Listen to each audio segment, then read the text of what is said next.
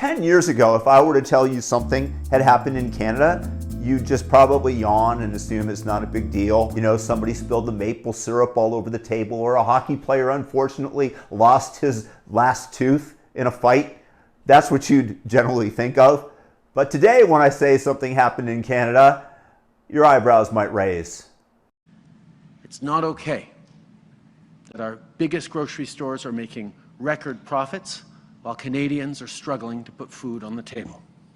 So Minister Champagne will be calling on the heads of large grocers to come to Ottawa with a plan to address the rising cost of food. And we expect to hear from them by Thanksgiving on what their plan is to stabilize prices.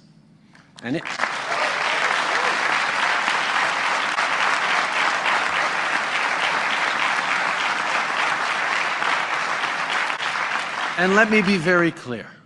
If their plan doesn't provide real relief for the middle class and people working hard to join it, then we will take further action, and we are not ruling anything out, including tax measures. This is a truly despicable evil man. I searched for it, but in the past, he stated, what, you think you can get away from inflation?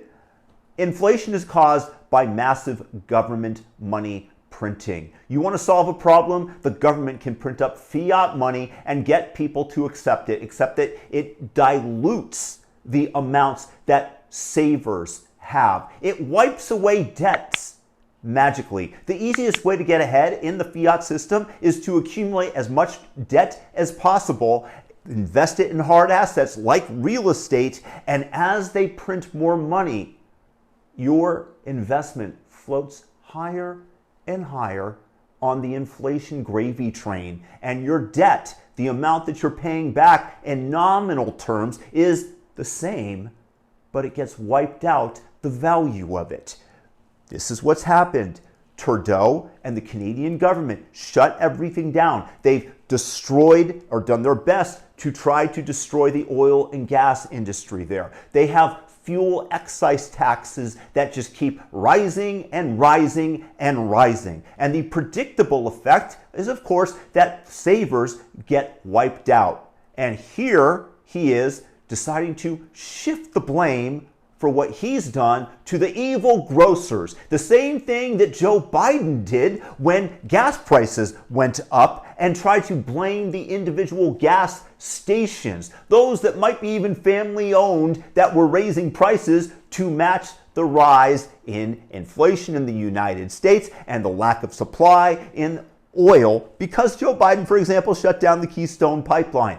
The politicians blame the private industry and get the public, shift the anger away from them to the oil producers, to the gas stations, to the grocers, when they also are having their hands tied. You don't think that it costs more money to ship the groceries? You don't think that it costs more for the fertilizers which use fossil fuels when you curtail them and you say that there's this regulation and this regulation, and we're going to fine you for this, and we're going to disincentivize the production of whatever you're creating, and the fossil fuels that you use to create it?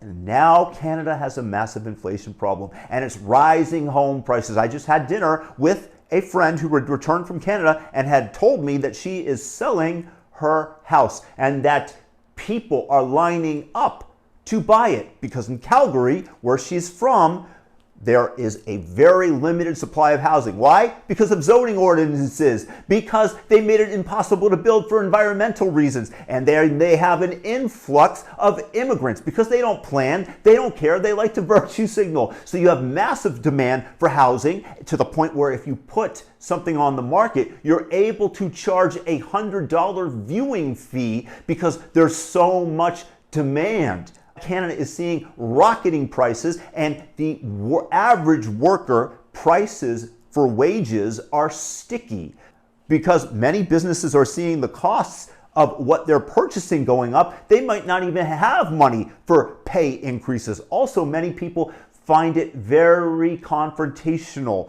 to go to their boss and demand a higher salary. Thus, wages tend to be more sticky and don't rise with inflation, or at least not at the same speed and velocity. And so people in Canada are now complaining, and there is discontent being aimed at the Liberal Party, which Trudeau is the head of, and he is just taking that energy and trying to shift the blame to the grocers. Oh, it's the grocers' fault. It's evil, it's politics, it's despicable, but it's being created by the money printing. And the fact that citizens of Canada are now being asked to pay for transition surgeries for governmental workers. Because why shouldn't I be forced to pay for some politician's transgender surgery?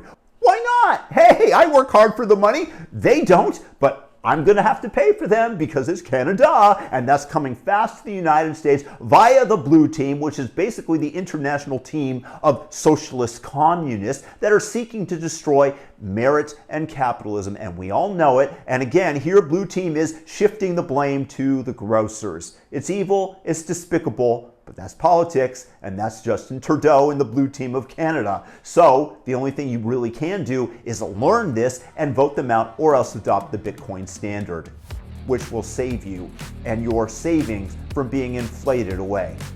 Peace out, people.